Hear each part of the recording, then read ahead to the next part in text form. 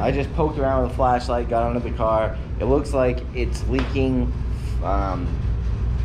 fluid out of the input shaft. I'm not quite sure what it's called, but where the steering column and the shaft goes into the racking pinion, and there's some play there.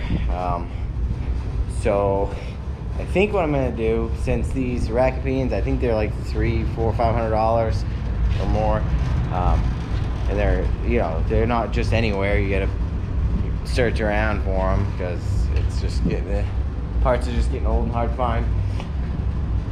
But for about 15 bucks, I can go on Rock Auto and get a racking pinion rebuild kit. It comes with like bushings, seals, gaskets, or whatever. Comes with some stuff is what I'm saying. So I'm gonna order that, get that in. When that comes in, we're gonna take the power steering rack out and get under there. It doesn't look too bad. So that'll be on a future video, but for right now, I really want to track down my cruise control button. There's a little momentary switch on there on the lever, and I want to see if I can find the wires that come out of that, so then I can potentially have my two-step hooked up to that button. So I'll just kind of dig around. One thing I know is that this lever is actually loose in here, so I can pull that out. You know, I'd be able to look at this wire, and I was hoping I could see the colors of the wire, but I can't. So we're just gonna go ahead and stick that back in, pretend that didn't happen. But there's a small plastic wire, or like a small wire. It has like a harder rubber, maybe a plastic wire that goes into it. So I'm just gonna poke it. Actually, this wire might be it right here. It looks familiar. Alright, well, I might have got lucky. So I'm gonna try and pull this out. So I'm gonna pull this connector out, test between leads. Oh yeah, alright. So I don't know. That's some confusing stuff. I mean, it's not really, but we'll see. I think I got 4 wires in here. It just doesn't look like it because it's a very weird connector. But I'm gonna go ahead and test between leads. It'll probably be easier if I just probe the back side of this connector here. Yeah, alright. So I'll plug this back in and just probe between the connectors. See if I can get a reading. So then when I'm, you know, at the track or on the street and I got some sticky tires on there, I can just hit this full rate like that. So I'll go get a multimeter and see what we can find out. All right, so basically I'm gonna hook these between a couple leads down here, which I think hook to this button, and we should get a signal tone. Alright, that doesn't seem to be the one.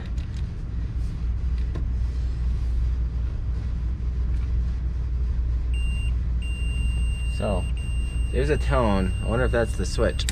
Yep.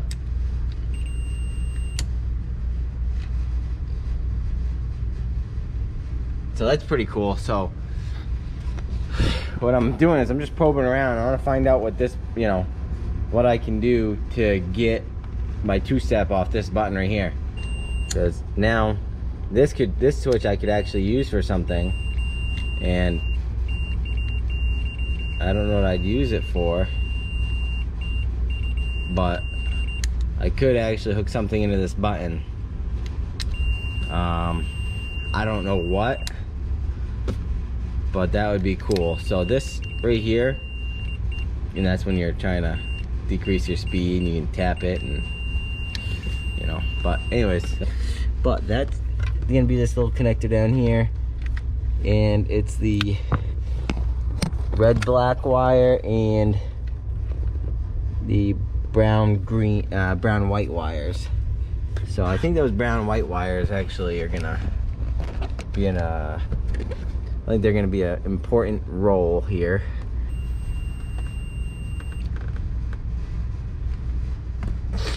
Alright, so I think I got it. I think if I...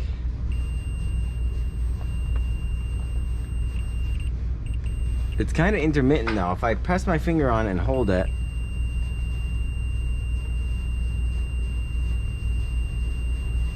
sometimes it you know, like comes in and out, which isn't what you'd want.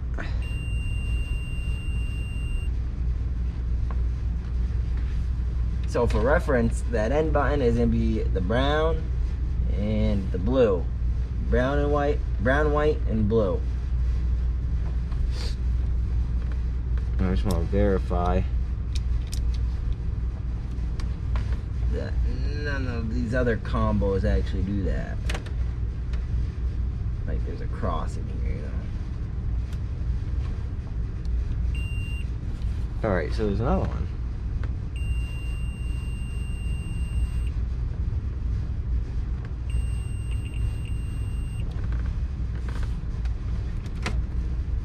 Alright, so anyways, I'm gonna go ahead and just cut this whole plug off. What I'm gonna do is I'm gonna cut these wires off here.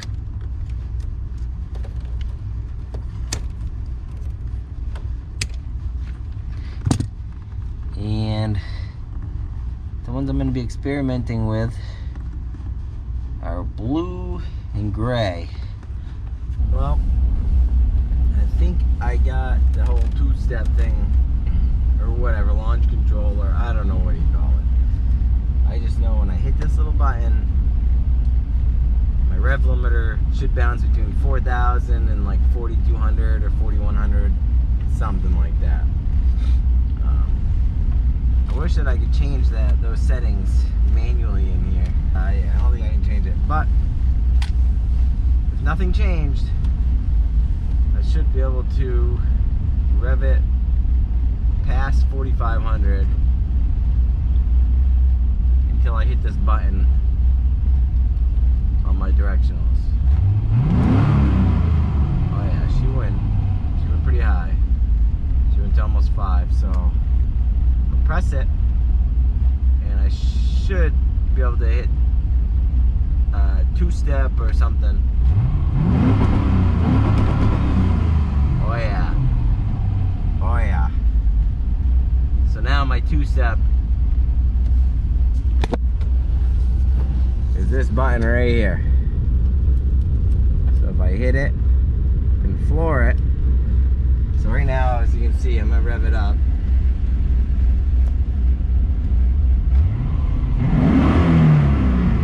See, she went all the way up to 5. Now if I push this button right here, I'll hit two-step.